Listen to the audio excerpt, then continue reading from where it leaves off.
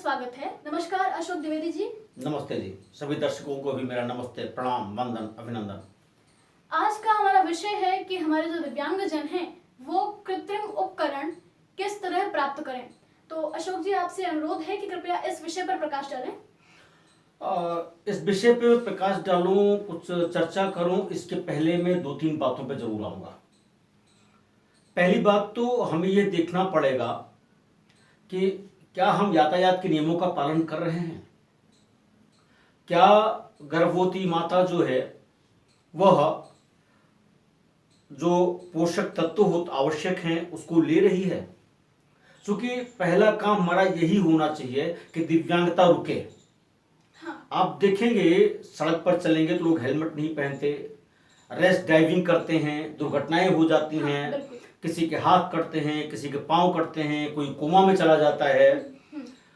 कभी कभी ऐसा होता है कि माँ गर्भवती है, बच्चा जब ले रहा होता है तो ऑक्सीजन की कमी है या कुछ और कारण हो जाते हैं, या पर्यावरण भी बहुत प्रभावित करता है। तो इन चीजों पर भी हम ध्यान दें ताकि दिव्यांगता कम हो सके और कृत्रिम उपकरण या सहायक उपकरण जिसकी बात हम करते हैं वह हमें कम से कम उपयोग लेना पड़े। बिल्कुल। लेकिन ये तो हम तब की बात कर रहे हैं जबकि वो व्यक्ति भी संसार में आया ही नहीं है या आया है दिव्यांग नहीं हुआ है। परंतु यदि दिव्यांगता हो ही गई है, उत्तर प्रदेश सरकार ने ही नहीं बल्कि भारत सरकार ने भी इसके बारे में चिंता की है। और मुझे बताते हुए यह हर्ष हो रहा है कि आदरणीय प्रधानमंत्री जी मोदी के नेतृत्व में अपने भारत में जो 7 राष्ट्रीय संस्थान थे, RPWD एक्ट आने के बाद उनमें भी बढ़ोतरी हो रही है। लगातार क्षेत्रीय पुनर्वास केंद्र, समेकित पुनर्वास केंद्र खोले ही जा रहे हैं। उत्तर प्रदेश में भी जितने भी दिव्यांगजन हैं उन सभी को सहायक उपकरण जैसे ट्राईसाइकिल हो गई, व्हील चेयर हो गई, कान जिसको कम सुनाई पड़ता है कान से तो उनको हियरिंग एड, कान सुनने वाली मशीन, श्रवण यंत्र हो गया। ठीक ऐसे ही जो अपने दृष्टिबाधित साथी हैं उनको छड़ी है, छड़ी भी कई कैटेगरी की होती है। तो वाइट केन, उससे वो अकेले पूरे भारत में यात्रा कर सकते हैं, कहीं भी जा सकते हैं, कोई दिक्कत नहीं होती। इसी तरह से और भी दिव्यांगजन हैं जैसे अस्थिबाधित हैं तो उनको कैलिपर होता है, बैसाखी लगा के चलते हैं, जो जूते होते हैं वो भी। तो इस तरह से बहुत सारे यंत्र हैं जिसको देने की व्यवस्था की गई है।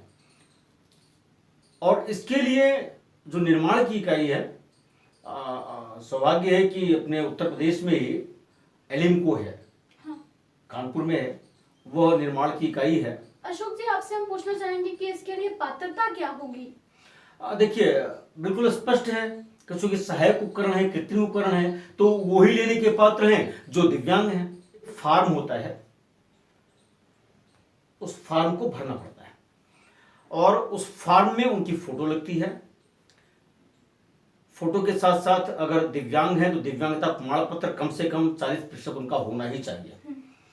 तो ऐसे लोग पात्र व्यक्ति होते हैं, लेकिन ये तभी दिया जाता है जब सक्षम चिकित्सा अधिकारी ये संस्तुत कर दे, वो रिकमेंड करे कि हाँ इनको इसकी जरूरत है। जैसे आपको बताऊं मैं, जैसे दृष्टिबाधित हम हैं या कोई भी व्यक्ति है, अब अगर दृष्टिबाधित के लिए हम ये कहें कि ट्राईसाइकिल हमको चाहिए तो वहां पर डॉक्टर को लिखना पड़ेगा कि इनको ट्राईसाइकिल दे दी जाए या मोटर ट्राईसाइकिल दे दी जाए, तभी दे पाएंगे। चूंकि दृष्टिबाधित हैं, वो चला पाएंगे नहीं चला पाएंगे, सुरक्षा भी देखनी है उनकी। हाँ, बिल्कुल। या पता लगा कि जो ऐसे बंधु हैं कि हाथ से कमजोर है, तो किसको किस उपकरण की जरूरत है इसका असेसमेंट सक्षम चिकित्सा अधिकारी ही करेगा और उसकी संस्तुति के आधार पर तब ये उनको वितरित किया जाता है। तो अशोक जी, आपसे ये पूछना चाहेंगे कि इसके लिए कुछ खास पेपर्स भी चाहिए होंगे।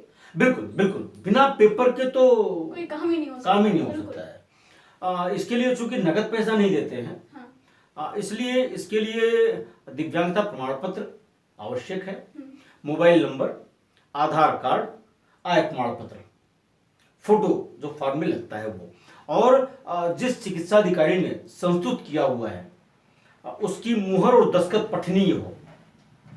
मतलब मतलब पढ़ने ये में आ जाए। हाँ, मतलब मुहर है ना, हाँ। वरना कोई भी ऐसे करेगा। चूंकि देखिए दिव्यांग जनों की हम बात करें तो आपको याद होगा मोदी जी की और योगी जी की रिजीम के पहले बहुत सारे ऐसे लोग आए थे जो दिव्यांगजन के उपकरण वास्तव में बांटते ही नहीं थे, वो सारा पैसा गड़प कर जाते थे। बिल्कुल। ऐसी बहुत सारी संस्थाएं भी रही हैं। पता नहीं क्या बात है, ये भ्रष्टाचार दिव्यांगता के क्षेत्र में घुन बन गया है। अगर हम उनके पुनर्वासन की, उनको आगे बढ़ने की बात करते हैं तो हमें जो अपना व्यक्तिगत अनुभव बताता है कि दिव्यांगजन के लिए आगे बढ़ने, विकास करने में सबसे बड़ी बाधा जो अभी तक मुझे महसूस हुई है वह भ्रष्टाचार है। बिल्कुल। समाज का सहयोग और समावेशन एक बिंदु है, एक पहलू वो भी है।